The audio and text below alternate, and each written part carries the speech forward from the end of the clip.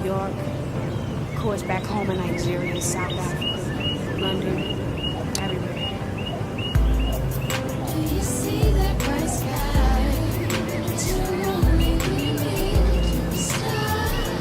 star, and I believe in you. And girls and young boys, listen to what I have to say. Dreams are manifested by you. Striving makes them come true. But nothing My name comes is easy. Rich Ochek. I'm the founder of Horizon Herbs LLC. We're growers of medicinal herbs and specifically medicinal herb seeds. I was asked to speak a little bit about some of the roots of my interest in medicinal herbs. And I have to say that it goes all the way back to around 1972 when I made my way as an undergraduate to do some work in the Rift Valley in Kenya as a young budding archaeologist.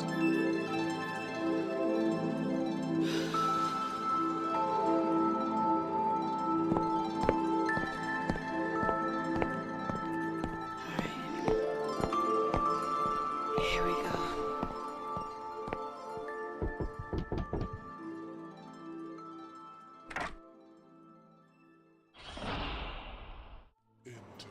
I spent 3 years in the Rift Valley, and it was quite fascinating to see the way that people lived.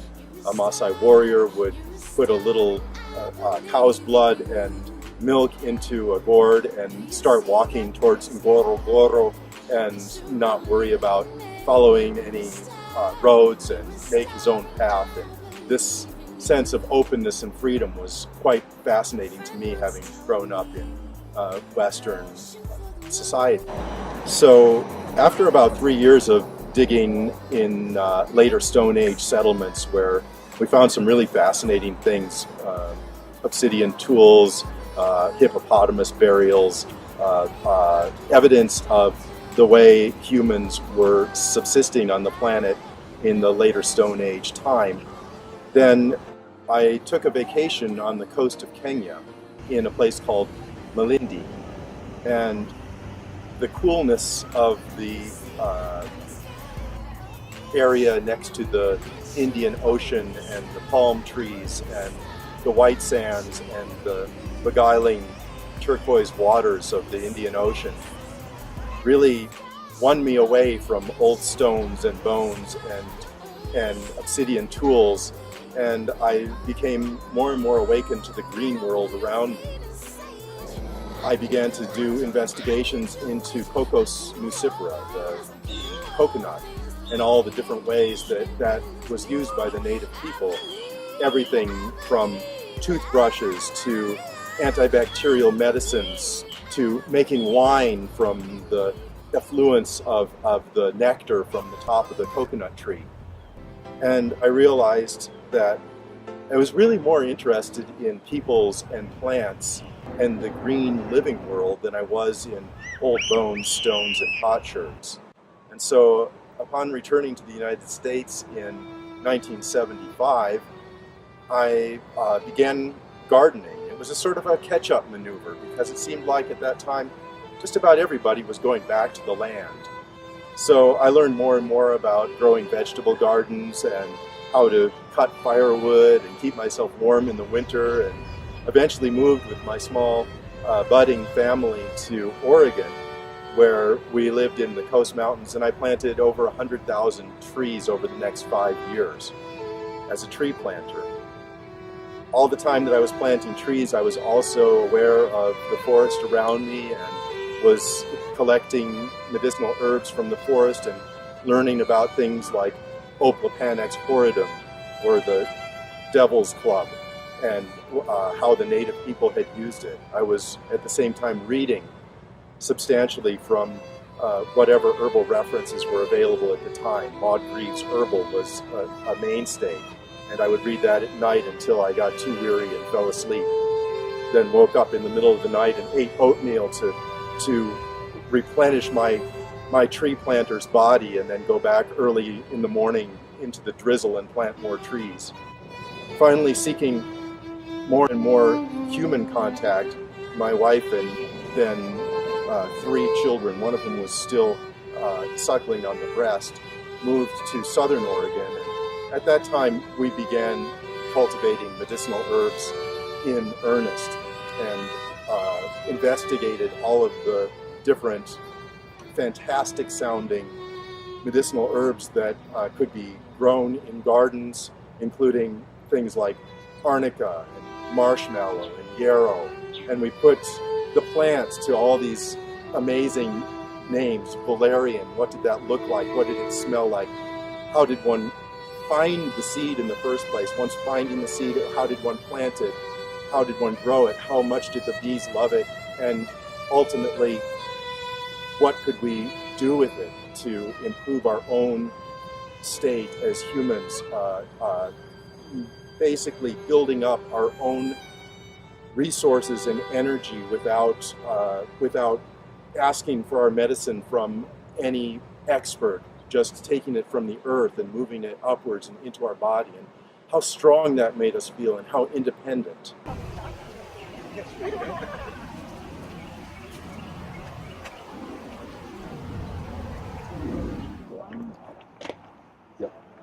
Oregano. Here's some more rosemary. It's watered from above. Yeah, and it's a special. It's actually pretty labor intensive. They think that the only reason you'd want to have a wall, an herb wall, is because you didn't have ground to plant your herbs. You had to go up instead of out. Pretty neat. It's beautiful in the summer. It's really Dreams are manifested by you. Striving makes them come true. We got garlic growing over here. Lettuces. That's another one of my favorites. I know how it feels to work hard. Turn around and get nothing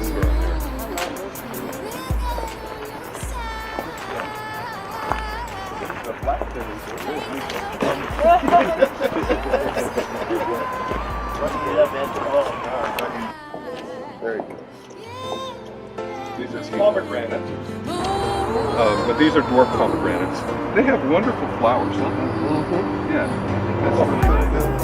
Do you see that bright sky? It's your only limit.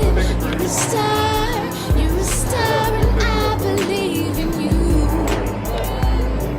Do you see that bright sky? It's your only limit. You're a star. You're a star, and I believe in you. Years passed and we continued to collect medicinal herb seeds. After a while, we came up with quite an inventory, several hundred different kinds of seeds that were stored in screw-top jars underneath our bed. We always said during those days that we didn't have much money, but our seeds definitely had a lot of love. Well, this is my first time here as a member of the Atlanta Botanical Garden. But I came to the Garden Lights last year and loved it so much I was inspired to get a membership to come back this year. And it's beautiful. It is beautiful. It's my first time and I'm coming as her guest. And how do you plan to take advantage of your membership? Well, I look forward to coming back again during the Garden Lights exhibit. And I can't wait to come in the spring when there's more in bloom. Have you seen the orchids? We did. We did. They were very, very pretty. And so fragrant. Smelled very nice. Then we began to produce lists of these seeds and sell them out to gardeners who had some interest in it. For about a decade, there was mild interest in our activities. And then around the year 2004, things began to pick up. More and more young people were learning about herbs in various herbal schools. There was more and more, it's the information age, there was more and more information available on the internet and through herbal programs, education programs. I began to write my own books, which sort of supplemented the information that the plants themselves were giving out to the people. And Horizon Herbs grew and grew. We ended up, to this day, producing over 1,000 different species of medicinal herb plants which we are disseminating out to healing gardens all over the world.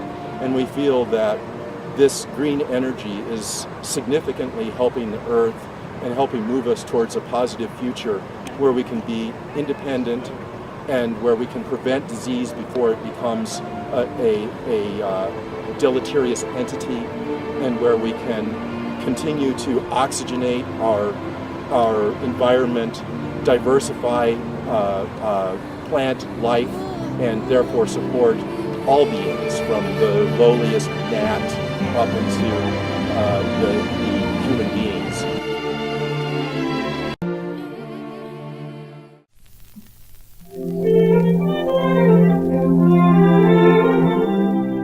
I've been the executive director here for about 7.5 years, and what's the role is always a challenging question for a director. I always say we carry the baton, right? So I have the batons and the staff and the board are all the symphony that make the music around here. I'm obviously responsible for the direction and the vision for the garden, as is the board of directors, and for overseeing our capital expansion plans. But one of the things that when I came to the garden, I was brought here to do is really broaden the garden's public profile and make sure that people in all parts of our community got to enjoy the Atlanta Botanical Garden. And one of the ways to do that is with exhibitions and special events and programs. And so I've been here 7.5 years. In the last 7.5 years, we've done some major exhibitions. And of course, this is really the pinnacle of most of our exhibitions. They're all different and we're all wonderful, but this Henry Moore exhibition is really so prestigious for Atlanta and for the garden. And we've just done a lot of public programming that bring people to this garden, whether they're gardeners or they're art lovers or they're families, or they're just people who want to get away from the stress of the environment around them. So we've done a lot in 7.5 years, and I'm just part of the team. One of the things I get asked a lot is why sculpture in a garden? And I always turn it around and say, when did we ever take art and sculpture out of a garden? It's old as the millennia. So you've often and always seen, whether it's Europe or Asia or other parts of the world, art paired with beautiful gardens. So when I came here, it just seemed like a natural fit to bring art to the garden. And we started doing the work, and I think it surprised people in the community. They really hadn't envisioned the garden with work of this scale, for one thing, and of these kinds of artists, the caliber of these kinds of artists. Henry Moore is one of the most prominent, well-respected, well-known sculptors of the 20th century. You know, when you're dealing with an artist of this caliber, if you just look around and look at how well-suited the pieces are to the outdoors, because that in fact was Henry Moore's goal, that they be sited in the outdoors. There's just a natural synergy there. And I think that this institution was, and this garden was particularly appealing to the Henry Moore Foundation because it is more a series of intimate spaces rather than wide open landscapes. So it was something that appealed to them because it's very, very different from any other venue that this artwork has ever been shown in before.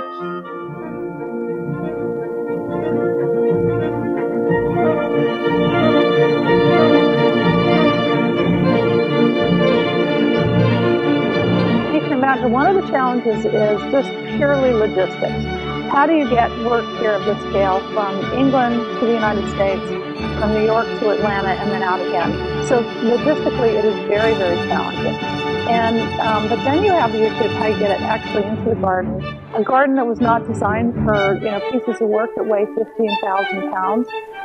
But maybe even more importantly than that, we have to look at how the work integrates into the garden from a visual perspective. We're very careful about placement of art.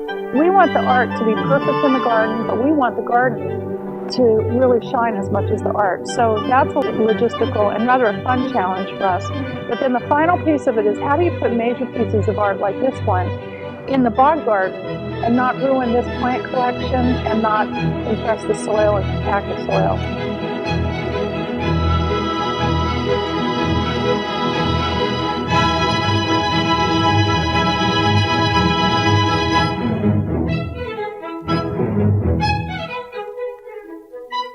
What I think is wonderful about this installation is that it is very much in keeping with what Henry Moore, I think, ideally would have wanted to, the situation that he would have wanted to see these works in.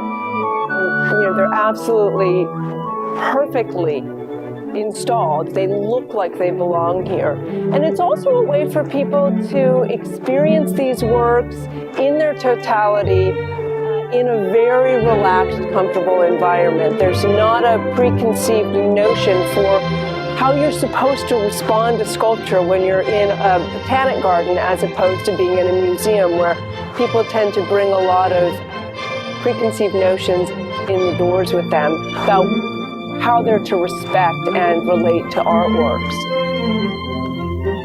One of the, just overarching ideas is that Henry Moore was really the first sculptor to create fine art that was intended to be displayed out of doors. And we forget about that sometimes because it's so common now to see fine art in gardens or outdoor sculpture parks attached to museums.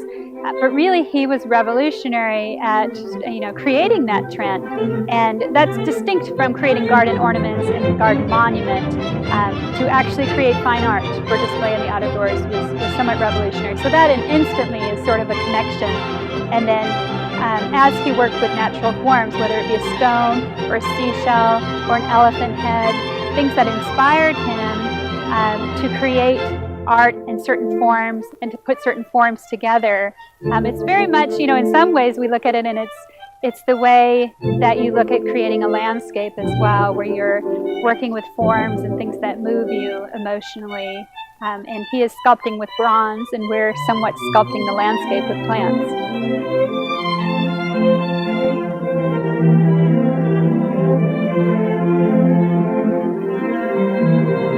I think that this is a beautiful example of public art, and I love the way that the sculpture and the garden are really working together.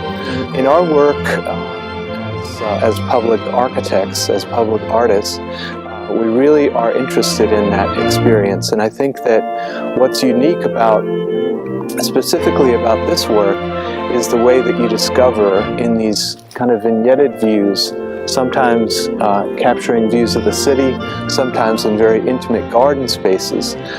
Each piece is placed in a way that it can be experienced at multiple angles within the garden space. And as a design solution, it really has to grow from their needs rather than our needs. Our needs are actually their needs reinterpreted. And so I think that's what true public art is all about. It's really understanding that and reinterpreting the problem that's actually there. Moore thought of his sculptures as a journey, and that as you move around them, or in some cases you move through them and underneath them, the vantage point changes and parts begin to overlap and pieces come together and you find these wonderfully dynamic areas of tension, and you cannot experience that fully until you are in a situation where you can really move around the piece. And in this installation, in many cases, not only were people allowed to photograph the pieces, but they were allowed to touch them. And sculpture is such a tactile medium that I felt, and I think most of the people who've experienced this here in Atlanta have felt that it really lent a whole nother level of appreciation to these works. Even if you don't like the way they look or understand why they're here, it's a wonderful thing to be able to live with sculpture in the same way that we live with the natural environment. And the fusion of those two elements was at the core of what Henry Moore had hoped to do with these large-scale works, and I think it was just beautifully executed here. And what a great thing for the city. When you look at this, you get the idea that this piece of art is planted in this ground. Plants are planted in the ground. This piece of art, by definition, then is rooted in nature. And for a child to understand that a piece of art is rooted in nature is coming full circle. Understanding that we took all these materials from Earth and then molded them with our hands, and now we're bringing them back to nature. And so this is an excellent idea that an African can understand, because Africans live in nature and that pieces of art also live in nature. You wouldn't have to get an African child to go to a special place to find nature in art or art in nature. Here, the shape, the curved shape of the sculpture reminds me very well of African symbolism of fertility. Well, I think, as all of his colleagues were, Moore was particularly fascinated with Africa. Not just the art of Africa, but Africa as a continent. One of the very few places he never actually traveled to, and he would collect objects, artifacts. He had people bring him bones back, anything that he could gather from Africa. So I think there was a specific connection there. In terms of the influence of the other non-Western cultures, I know that there are some figures in the garden here that are sort of totemic figures that look as if they're derived from maybe Pacific Northwestern American Indians. They're actually more closely related to Jamaican figures. This interest in the art of cultures that were non-Westernized, so non-European cultures, was something that was very widespread, particularly in the 20s and the 30s and the 40s throughout Europe. And as I mentioned, the reason for that is that artists were really looking for a couple of things. Spiritually, they were looking for a much more simple, or what they perceived as simple way of life. Now, certainly these cultures aren't simple, but when you're looking out onto something else, you tend to project that this is a very idyllic type of lifestyle.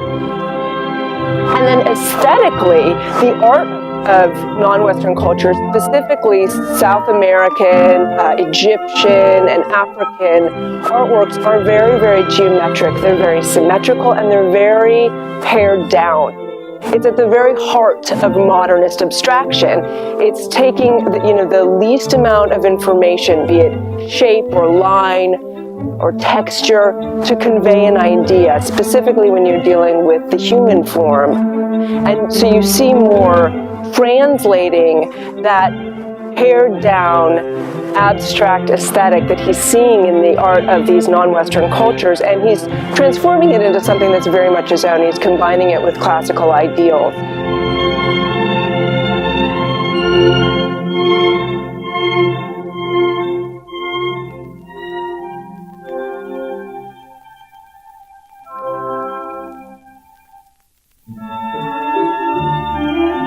The longer I've lived with Henry Moore's work in the garden, the more I love it. And we were talking just today is this cool kind of English day. It's cool in the fall and the colors are beautiful. And the patinas on these pieces today, they just glisten. They're stunning.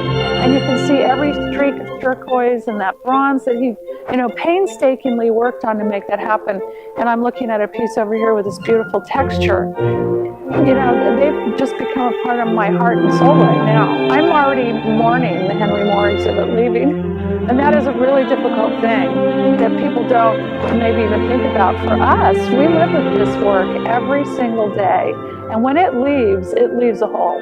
It really does. We're going to miss it.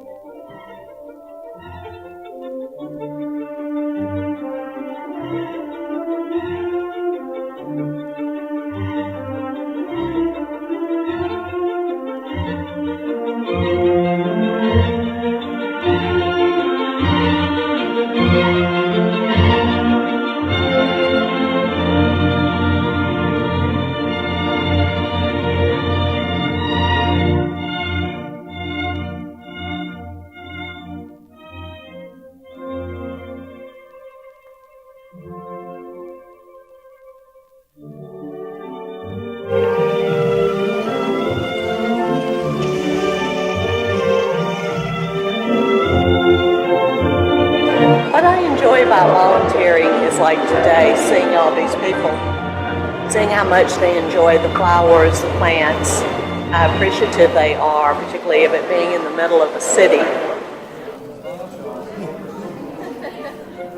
I'm a retired teacher, so I enjoy the teaching part of it too, leading tours, especially with the children, and it's just a beautiful place to volunteer. I'm going to see all the beautiful plants and flowers. Once a month, a professional in the garden gives us a talk, and it could be about the rainforest or the orchids or the medicinal plants, and you get to learn a lot. It's one of the nicer perks of being a volunteer.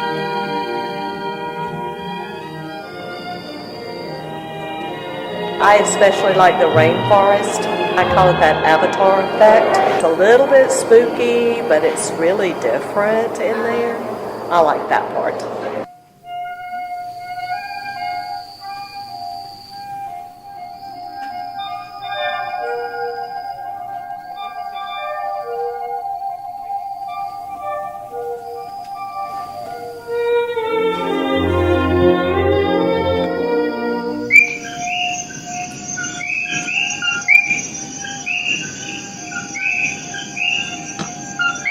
People think we have a recording going of the frogs, but we don't need a recording.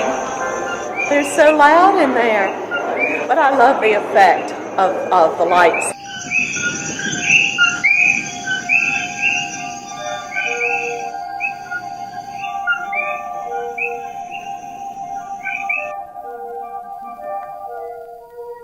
The ones that are in color are the poison ones.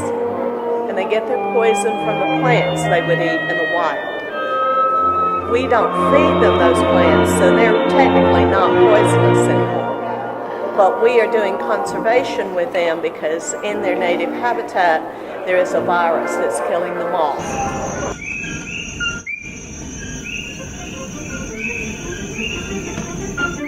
We do a certain amount of conservation. Like I said, anything that becomes endangered, like many of our plants in the bog area. So that's one of our conservation areas, is all those bog plants back there.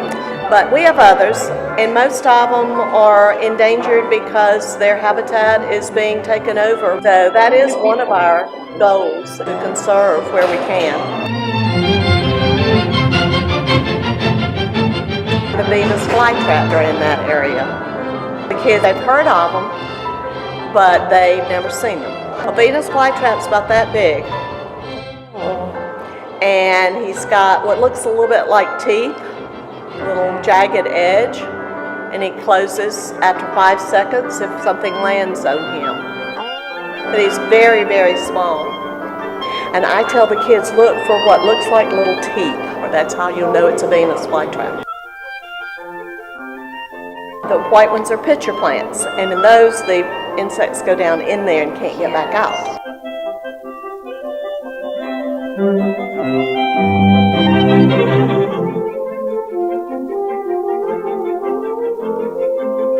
The orchids are not carnivorous though, but these pitcher plants are. That's how they get nutrients. Because of the water underneath the soil, they don't get all the nutrients they need. They get washed away. So nature's answer is for them to use the nutrients out of the insects. And the kids are always very intrigued by that. Particularly, like I said, they've heard of Venus flytraps, so they can't wait to find them. So I love showing them those kinds of things they may have heard about but never seen. And in the cactus over there, prickly pears, which by the way you can use prickly pear preserves.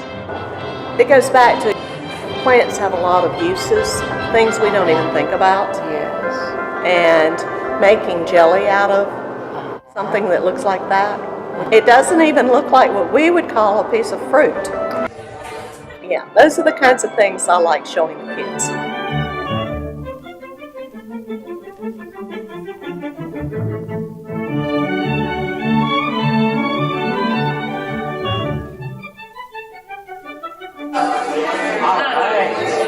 I work with Department of Natural Resources.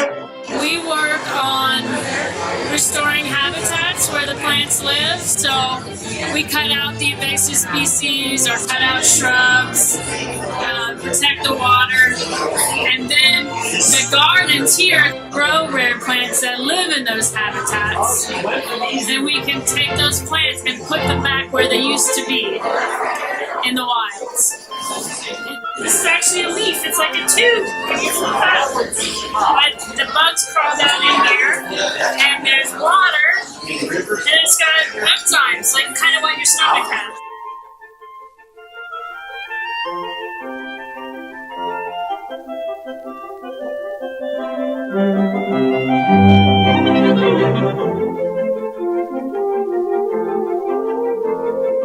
That is a plant called Helonius. It's like a lily. It is. And this plant grows in bogs with pitcher plants too. So they grow together.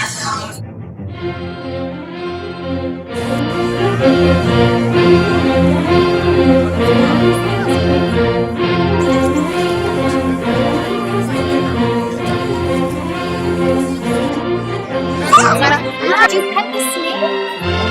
No? Did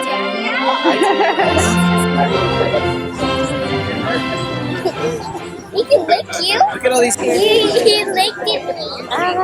You see the turtles? I would definitely like to hold this. Very brave. You want to touch him? She'll let you touch him. Yeah, okay. Wait in line. They're very shy snake. They live underground. They don't come out very often. And this one is, I think it's on the list for it. You did such a great job. Tons of ABCs, on my family genealogy. What else do you talk about with the bald eagle? But I want him to get my voice infection, so if I'm here standing talking with him, he won't get that excited. Why do you do that? Because you scared? No, because it's good. Why is it that color?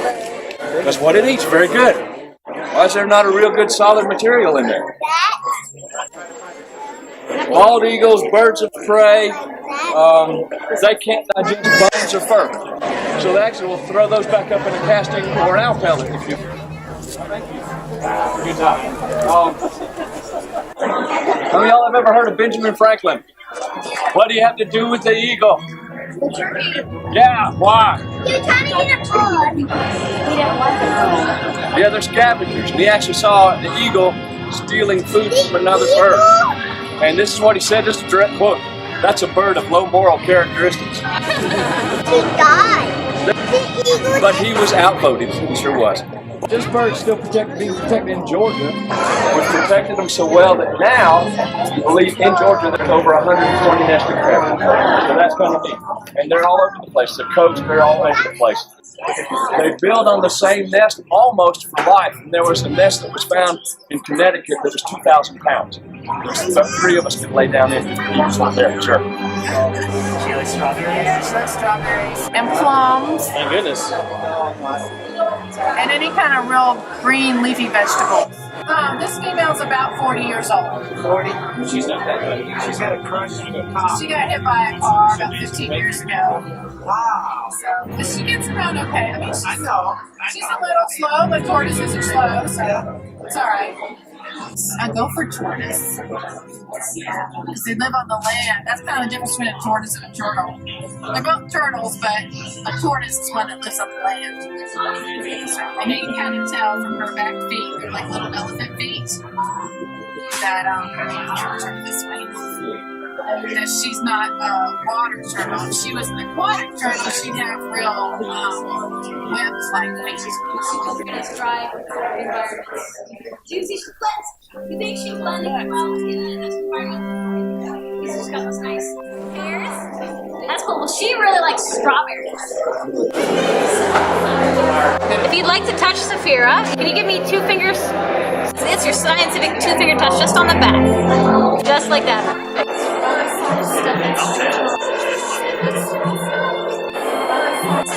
This is Saphira. She's a bearded dragon. She's very pretty. Yeah, she's very, very pretty. They come from Africa. She's calm. Just on the back, close to it. She was born in captivity, I guess. Yeah. Have you guys ever lost a tooth? Not yet? Not yet. But what happens is you have your teeth and they don't grow anymore once they're in your mouth. But elephant teeth, they're always growing and they're always getting worn down because they're always eating really, really tough plants. They're eating a lot of different plants that are really hard on the teeth. They break the teeth a little bit over time, so they constantly grow new, and it keeps getting longer and longer and longer. This alligator's got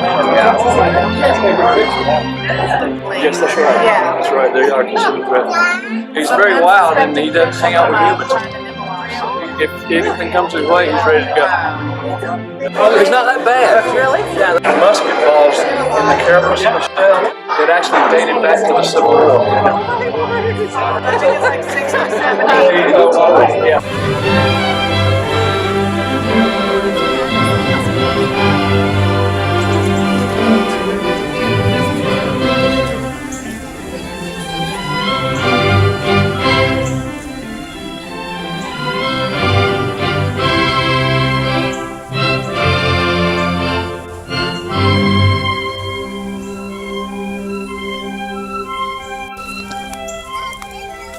A poisonous animal is one that'll deliver its toxin just by touching it or by swallowing it. So poison ivy or some insects, like your scorpions, spiders, stingrays. Yeah, it has to get in contact with the bloodstream.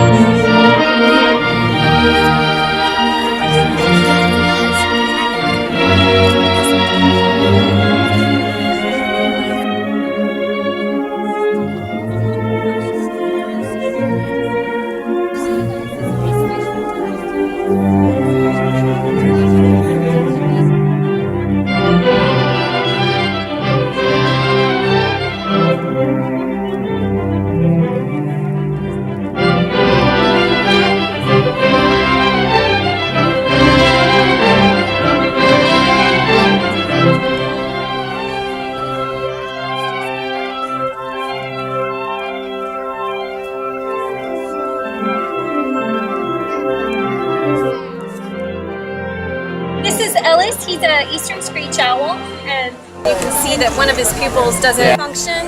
He is quiet for a screech owl. This is Wendy. She's a lady. Yep. Oh, she was actually a grown-up when we got her a couple of years ago. So these are both native to Georgia, and this is a barn owl. So these birds are just not releasable to go back out into the wild. Yeah. The nature of their injuries means that they wouldn't be able to function so well in the wild. Birds have hollow bones, so when they get broken, they calcify in position really, really quickly. And if you don't get to the injury and don't set it properly in time, it'll calcify in the wrong position, which is why she's got, it looks like her right wing droops.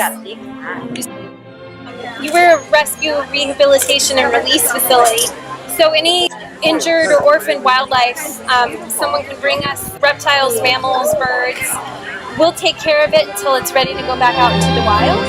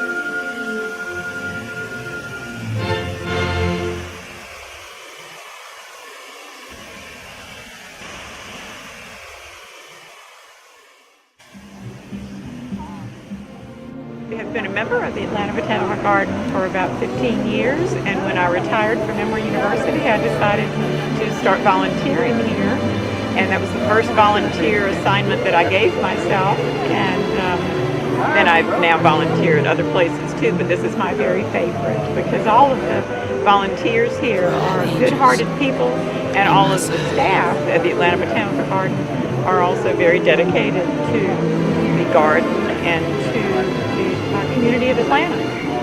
And that's why I like it here. Enjoy being a volunteer at the Botanical Garden.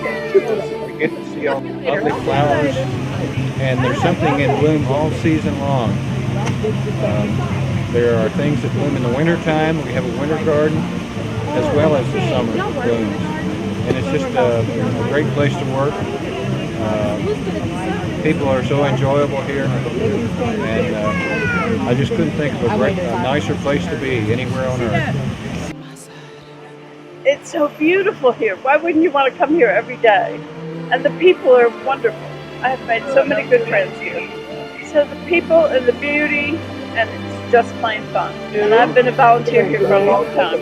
I love volunteering. This is one of the most beautiful gardens in this country and possibly in the world. Do we have tickets already? Hi. If you look like you have your tickets, you can build to scan it in.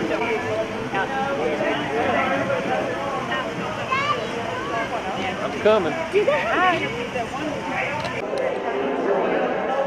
I love being around people, and I love to be around beautiful things like plants, and the trees and the lights at Christmas time are so wonderful that it just brings out the child in me. And if I can help the city, welcome people into the garden, I'll take the opportunity. So that's why I volunteer. Do you see that bright sky? It's your only limit. You're a star, and I believe in you. And girls and young boys, listen to what I have to say. Dreams are manifested by you. Striving makes them come true. But nothing comes easy, 'cause if it was, it wouldn't be worth it. I know how it feels to work hard, turn around and get nothing on. With God on your side, faith will help keep your hopes alive.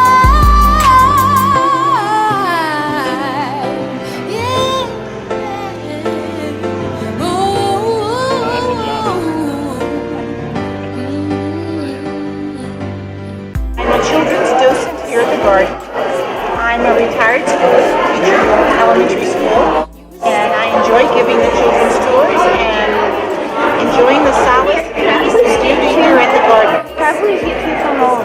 Sure. Sure, they're for you. You may have one and help you on your journey.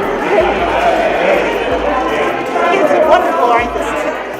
I enjoy being here. It's a special place. It's my third year.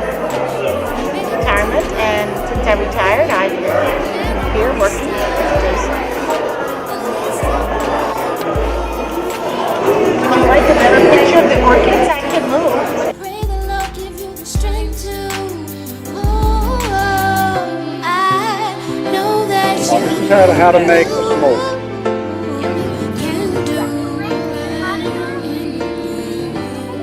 The birds don't want to do a marshmallow, Diana? Do you see that bright sky? Okay, Load up.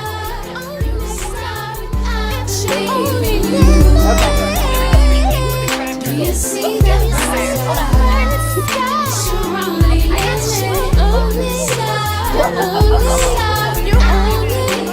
Take the marshmallows, put them into the stick, put it in the fire. Some people like it burnt, some people just like it brown. I prefer mine burnt to a crisp. Blow it out.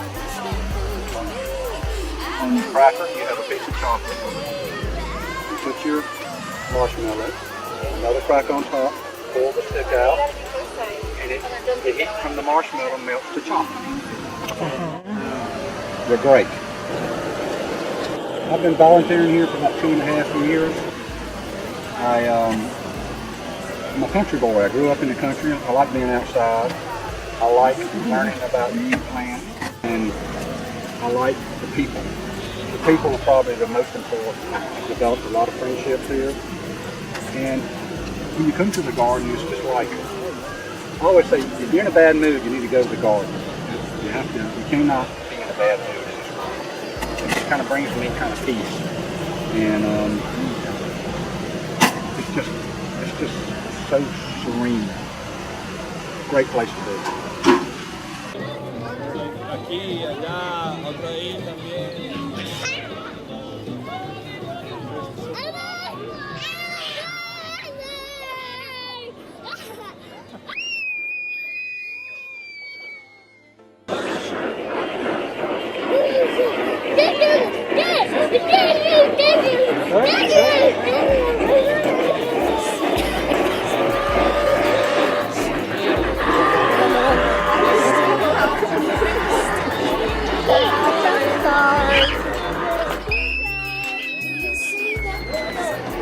Let it go. Dale, come on. Oh, vale.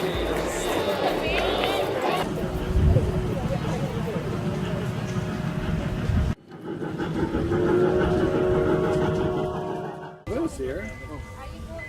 Did you take it? You're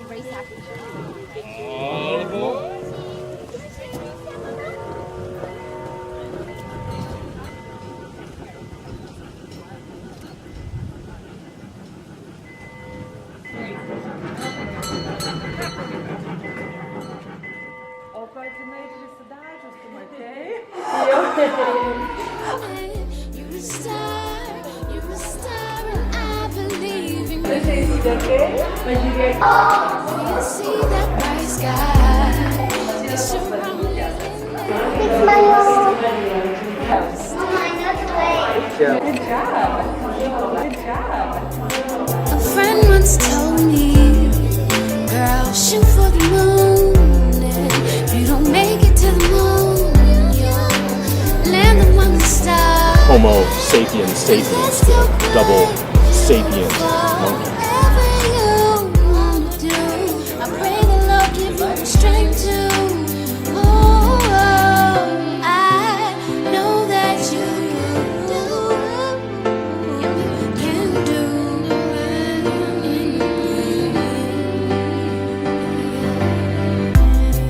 Do you see that bright sky? Surrounding and only star, you're a star, and I believe in you. Do you see that bright sky? Surrounding and only star, you're only star, you're only. Get up on your feet and say it. I can do it. I can do it. I can do all things. I can do all things through the Creator who strengthens me. I believe. I believe. I believe. I believe.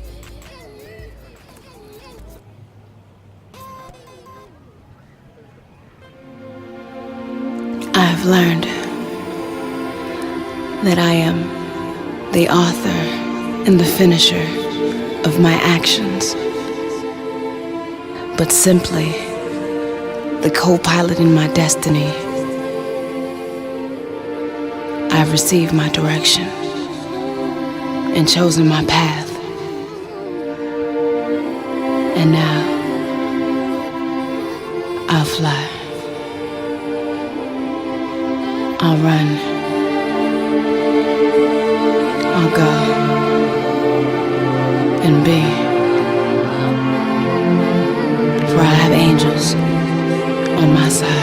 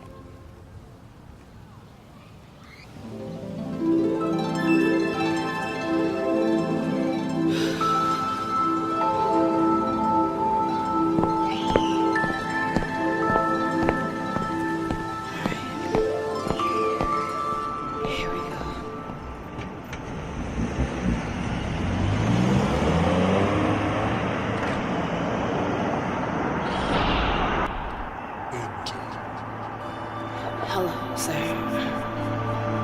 I was wondering if you could help me ask